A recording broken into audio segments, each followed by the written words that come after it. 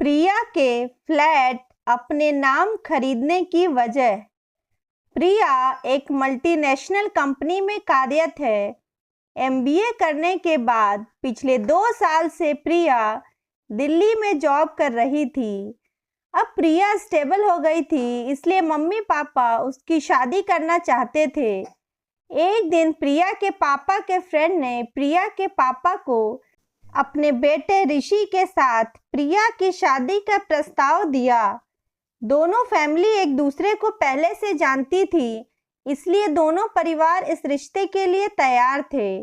प्रिया और ऋषि भी इस रिश्ते के लिए खुश थे। प्रिया और ऋषि की एंगेजमेंट होने वाली थी, इसलिए प्रिया कल भोपाल आने वाली थी।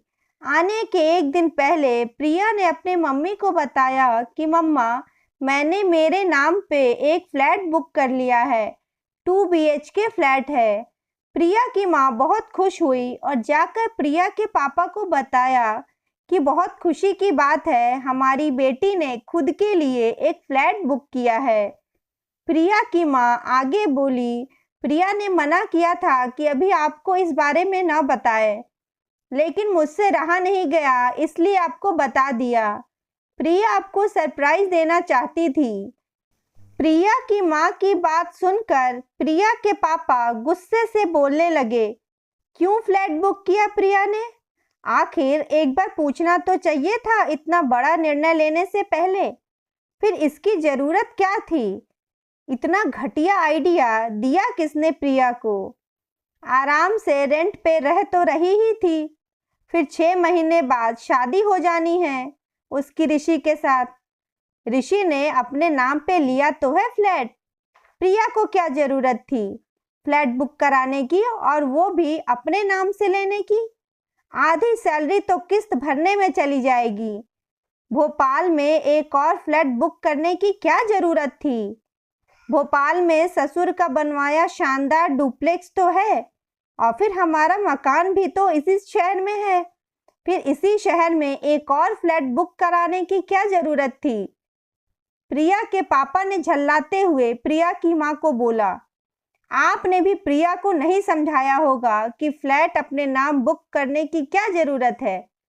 अभी इसी बात को लेकर कि प्रिया ने अपने नाम से फ्लैट बुक किया है, लड़के वाले नाराज हो जाएं तो इतना अच्छा रिश्ता हाथ से चला जाएगा। जाना समझा परिवार है, लेकिन तुम दोनों माँ बेटी को इतनी समझ है ही नहीं। हमारे समाज में यह सब नहीं चलता। आने दो, उसको बात करता हूँ मैं। गुस्सा करते हुए प्रिया के पापा कमरे से बाहर चले गए।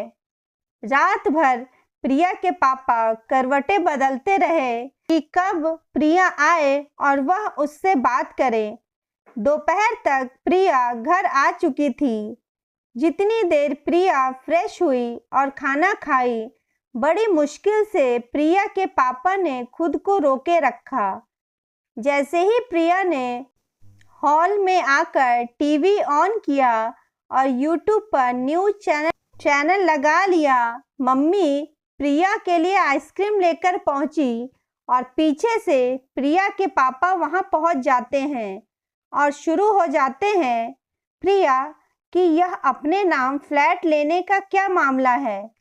अपने गुस्से को कंट्रोल करते हुए प्रिया के पापा ने बोला। भावहीन चेहरे के साथ प्रिया आइसक्रीम खा रही थी। आंखें टीवी पर चल रहे ब्रेकिंग न्यूज़ पर टिकी थी। प्रिया की न्यूज़ में दिखा रहे थे कि किसी घर के दरवाजे पर एक महिला अपने बच्चों के साथ बैठी थी। एंकर उत्तेजित होकर बोल रहा था कि देखिए, इस महिला को पति ने बच्चा समेत घर से बाहर निकाल दिया है। कितनी दयनीय हालत है इस महिला की। तभी प्रिया के पापा बोल पड़े, मैं तुमसे कुछ पूछ रहा हूँ प्रिया। पिता ने अपने शब्दों को कर्कश होने से रोका था।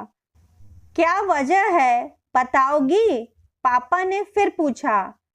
प्रिया बोली, पापा, मैं इस तरह ब्रेकिंग न्यूज़ नहीं बनना चाहती। आपने मुझे ऐसी शिक्षा दी है जिसकी बदौलत मैं यह सम्मानजनक नौकरी पा सकी। अब अपने पैसों को अपनी सहूलियत और सिक्योरिटी के लिए खर्च करना चाहती हूँ। लेकिन फ्लैट अपने नाम क्यों? पिता के वाक्य को प्रिया ने पूरा नहीं होने दिया और बीच में ही प्रिया बोल पड़ी, पापा, आप जब भी मम्मी पर नाराज होते हैं, बड़ी आसानी से आप मम्मी को बोल देते हैं कि निकल जाओ मेरे घर से या चली जाओ जहां जाना है। पिछले 27 सालों में आपकी इस बातों से मम्मी कितनी बार बेघर हुई और आपको इस बात का जरा सा भी एहसास नहीं है। भविष्य में किसी भी वजह से बेघर होने के डर से मैंने बस इसका इंतजाम किया है। बेटी की बात सुनकर जहां माँ अपनी बेटी पर प्राउड फील कर रही थी, उधर दूसरी ओर पिता अपने व्यवहार और सोच पर शर्मिंदा हो रहे थे। दोस्तों, प्रिया का यह कदम सही है या गलत, कमेंट में अपनी राय ज़रूर लिखें। आपको कहानी अच्छी लगी हो तो प्लीज़ लाइक करें, शेयर करें और सब्सक्राइब करना ना भूलें। Thank you.